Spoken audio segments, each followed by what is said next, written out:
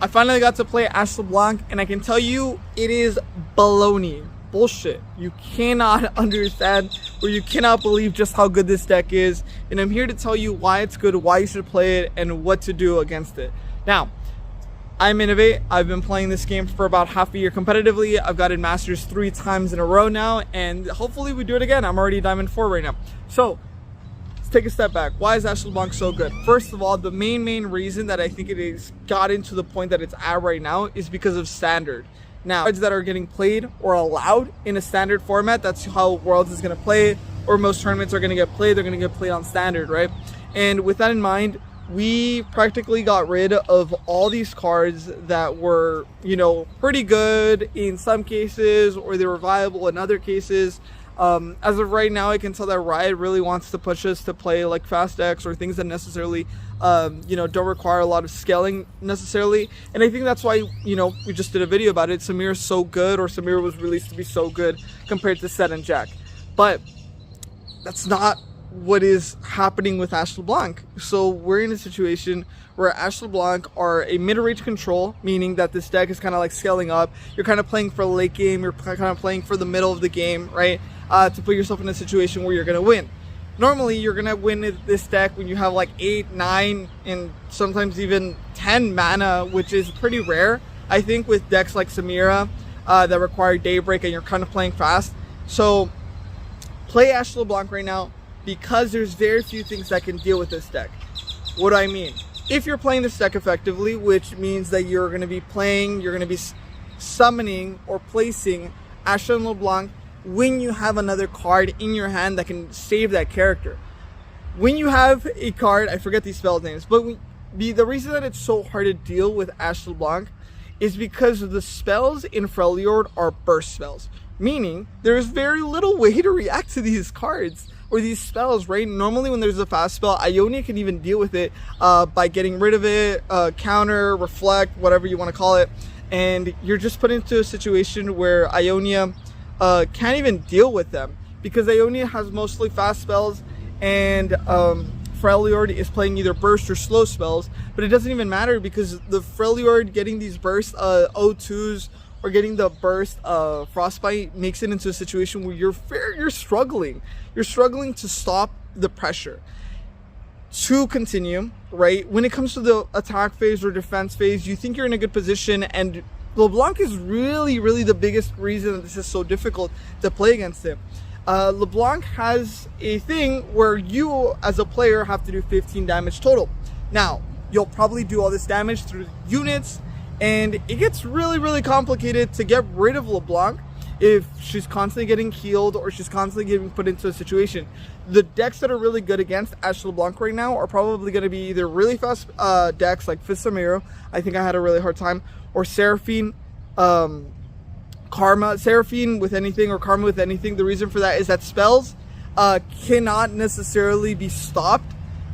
With Frostbite, you cannot reduce the damage that the spell is going to do to you no matter what, but you can reduce the amount of damage that the opponent's going to do to you. Frostbiting Samira, frostbiting Sev, frostbiting all those units that are intended to be doing a lot of damage in that way is nearly impossible to do something or to deal with it, or to like pressure, stop, or simply compete.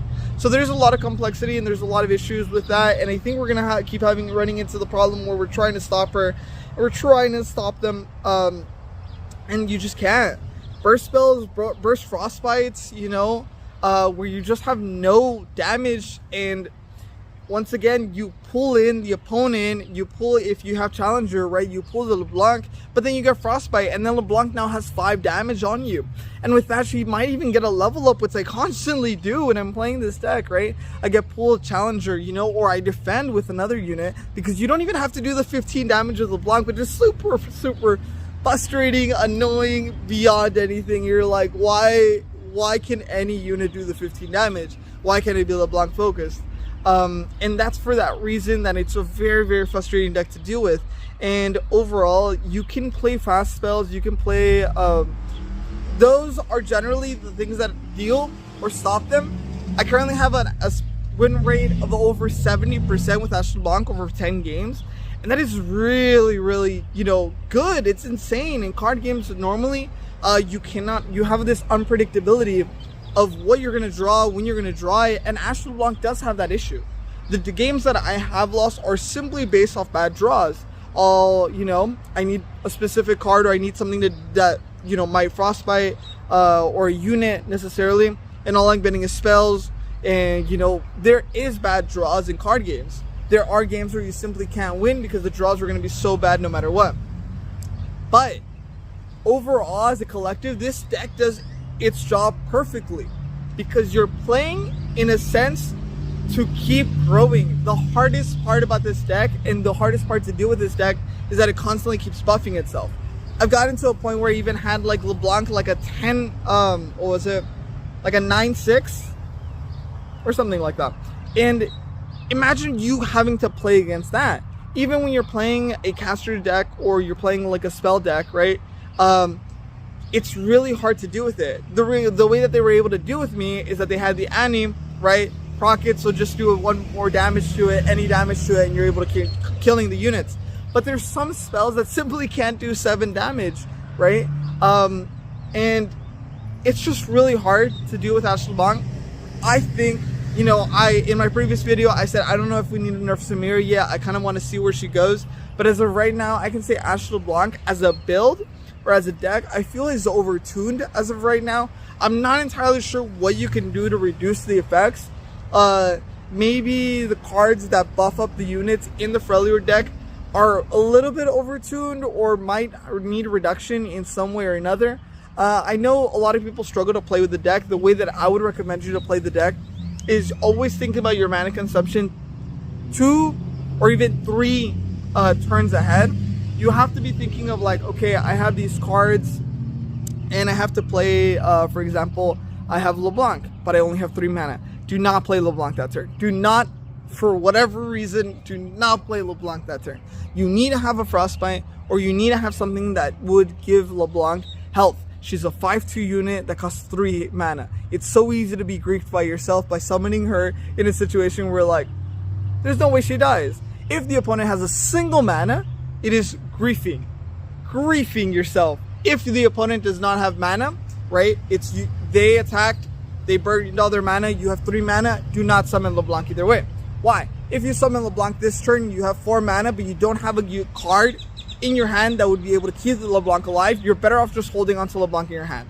Realistically, even if you grief yourself 1 or 2 mana, that's totally fine. But if you don't have anything to keep the LeBlanc alive, if they were to have at least 1 spell to kill your LeBlanc with 2 health, you're ruining your own play, and you're putting yourself in a situation where you no longer have a LeBlanc. The opponent killed it with a super, like a 2-cost spell, and now you're at a loss. LeBlanc has to stay alive. Always play with that in mind. Always play thinking about like, how much spell mana do I have? How much spell mana am I going to have if I play that or if I do that? We also have to think about Ashe. You don't really need to level up Ashe. LeBlanc herself really carries the whole thing. You really just have to be putting LeBlanc in a pedestal, realistically. Ashe is kind of like a finisher card. You're kind of playing Ashe to end the game. And in some cases, I wouldn't even play Ashe till like very, very far into the game, because I haven't gotten those 4 frostbites, or I'm not at 3 frostbites, and I don't feel like there's value in summoning her because I can't necessarily frostbite the entire team, or she's just gonna get summoned and she can't even attack. So it's better, and I get more value from playing other cards. The biggest reason, I actually recorded this before, but then it was a bad recording, but the biggest reason that this deck is super frustrating to also play against is because you're griefing yourself. And the opponent has like, burning their mana effectively, and you don't have to. You don't even have to. There's many games where I've played where I grief myself for like 3 or 4, even 5 or 6 mana that I have, even though I have a 3-cost card in my hand that I can play in that turn. Why? I'm not going to play a unit, frostbite the enemy, or put a troll into my deck if I need a specific card to be drawn. Always think ahead, always think of like what value you can get. I'm not going to frostbite when it's not needed. I've already attacked. My opponent is not going to attack. They already used their attack token. And why am I going to use my 3 cost to, frostbite? You have to think effectively, but you also have to think of like, okay, this specific deck, I'm allowed to grief myself because I'm playing for such a long con that it doesn't even matter if I hold on to something. It's as I mentioned, if you have LeBlanc in your hand, but you don't have anything to keep her alive, unless you can bait or you can make your opponent believe that you might have something in your hand, you're in a bad situation. Usually, when you're playing the game, you yourself want to be playing to kill the unit instantly because you don't know if your opponent's simply going to draw a good hand to do so in the next turn. Be very careful. There's so many things about Ashe LeBlanc that I can keep ranting about how much I hate it and how much I love winning all the time with it. But overall, go play the deck. It's crazy. It's absurd. But be careful. Always be considerate of your mana consumption and always be thinking about your spell mana. And that's easily how you're going to be able to get to Diamond 4, just where I'm at right now. And honestly, this is an easy deck to get Masters with as of right now. So go ahead and do that real quick. This video is being uploaded to Spotify as well. If you're interested in listening to these talks without listening to a video, I'm uploading these to Spotify, so make sure to go check those out. Other than that, like, subscribe, and enjoy. Thank you.